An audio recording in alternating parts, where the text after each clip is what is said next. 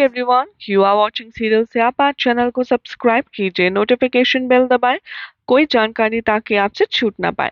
बात करते हैं उड़ने की आशा के आने वाले एपिसोड की। तो एपिसोड की शुरुआत होती है सचिन के साथ, जो बाहर जाता है अपनी जॉब के लिए। रोशनी यहाँ पर वेट करती है इस मोमेंट का कि हर कोई घर से बाहर जाए ताकि वो अपने बच्चे से प्यार कर पाए, बातें कर पाए। जैसे ही सचिन घर से जाता है वो अपने बेटे को अफेक्शन के साथ हक करती है।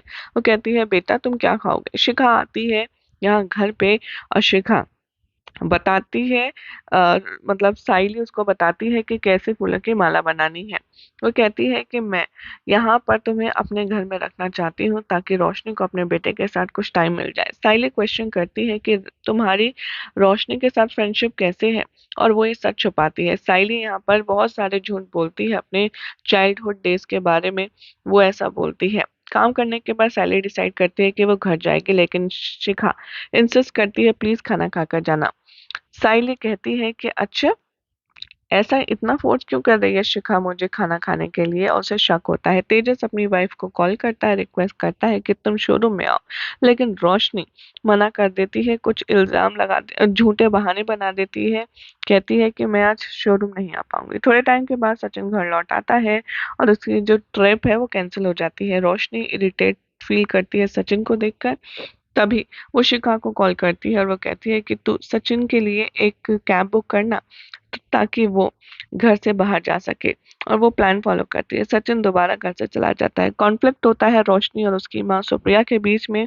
वो अपनी बेटी को अपने पुराने नाम से बुलाती है। रोशनी कहती है कि माँ ऐसा मत बोलो, क्योंकि मैं नहीं चाहती कोई भी मुझे इस नाम से यहाँ पर जाने, और ये इम्पॉसिबल है सुप्रिया के लिए कि वो अपने बच्चे को अब ऐसे और ज्यादा पलते हुए देखे। यानी कि जो रेणुका की माँ, इसकी रोशनी की माँ है, वो कहती है कि तेरा बच्चा बिना माँ के बहुत ज्यादा तकलीफ में है और अब तुझे अपने बच्चे की जिम्मेदारी खुद लेनी ही होगी, वरना जब क्रिश बड़ा होगा तो बहुत सारे सवाल वो मुझसे पूछेगा, और अब इन सारे सवालों के जवाब देना मेरे लिए पॉसिबल नहीं है।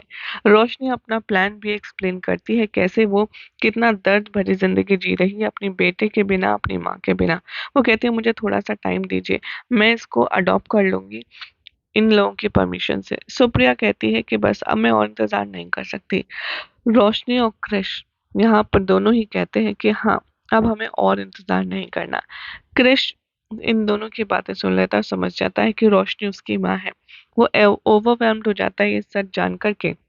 वो आता है, उसे हक करता है। रोशनी भी यहाँ पर एक गहरी सांस लेती है और उससे सच कहती है कि हाँ क्रिश, तुम मेरे बेटे हो और मैं तुम्हारे बिना नहीं जी सकती।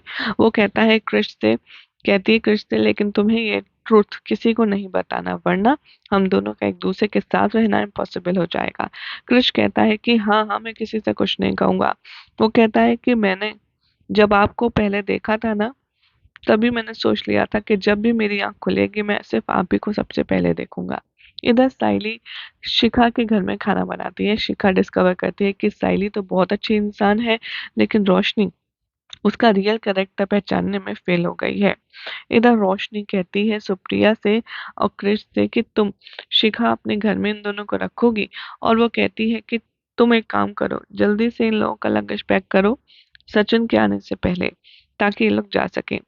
यहाँ पर वो कहती है कि मैं तुम्हारे घर में आकर अपने बच्चे के साथ कम से कम बहुत जल्दी बहुत सारा टाइम तो स्पेंड कर पाऊंगी, और इसकी वजह से ये सब और भी ज्यादा मुश्किल होता जाएगा। अब देखना होगा काफी इंटरेस्टिंग कि क्या रोशनी और साइली यहाँ पर कोशिश कर पा रहे हैं, जो उसके चलते अपने अपने प्लान में ये कामयाब हो पाएंगे। क्या लगता है आपको? कमेंट कीजिए, चैनल को सब्सक्राइब करें, नोटिफिकेशन बेल दबाना ना भूलें।